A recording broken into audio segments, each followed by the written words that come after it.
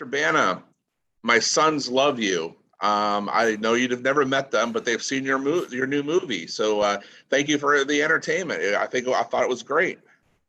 Thanks, Dewey. Well, yeah, it was definitely our intention to make people laugh this time of year and have a good time. And I love the script and the humour in this one. So it was a very quick yes from me when I was approached to play Chaz. So when I pointed to my son that I was going to be speaking to the Chaz on the screen, he looks at me and goes, "Dad, that's just a cartoon," and walks away from me. So um, I think He there's has a something. point. He has a point. Yes, he has a point, sir. He does have a point. Um, you said it was an immediate yes. Is it because you haven't done many of these type of films, or was it just the family orientation of the film? What was it that was the big hook?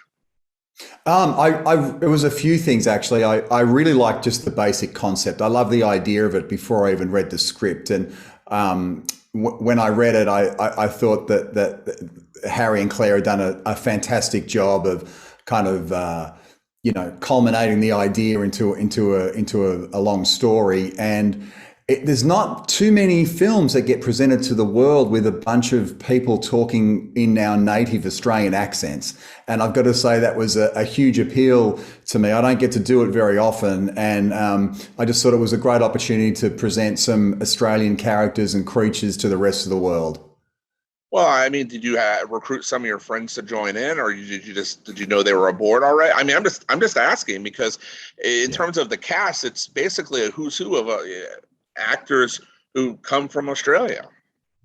Yeah, no. Harry and Claire, our directors, had assembled an incredible cast, and every time they added another name, I was like, "Oh, this is going to be so much fun and incredible." And then, of course, you don't get to see it all properly until it's completely finished. And I just really loved the finished product and got a ton of laughs out of it myself.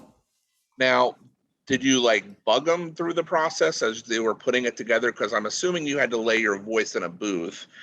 But did you like ask to see some of the animation as it was going through the process?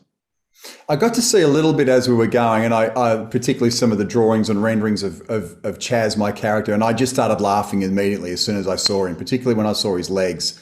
And I didn't ask them to modify them. I was quite happy with them. And so, yeah, it was a case of waiting until the final product to get it complete. Now, this film comes to Netflix, I believe, December 10th, and you can't miss it. It's wonderful. But I have to ask you this since I have you. Um, when people recognize you on the street, what do they ask you most about?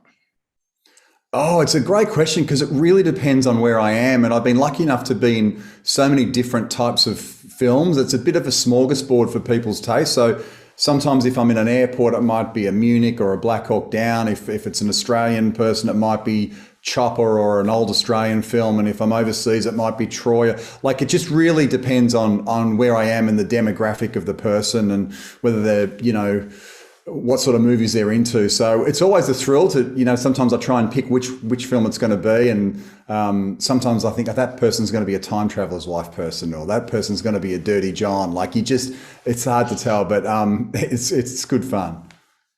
No one asks about the Eric show, though. I mean, come on.